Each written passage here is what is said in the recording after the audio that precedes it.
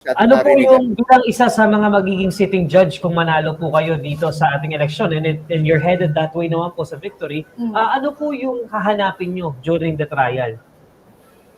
Ebidensya po. Ebidensya po. Bilang one of the judges, yun naman that's the process. Kaya nga may impeachment court tayo. Pakinggan natin ng prosecution. And kami po yung and dyan po yung inaakusahan, yung sagot naman nila, the defense team. So kami yung huhusga pagdating sa dulo.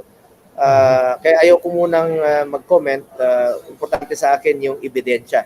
Kung may ebidensya, walang ebidensya. Kung wala naman pong ebidensya, para matapos na kagad.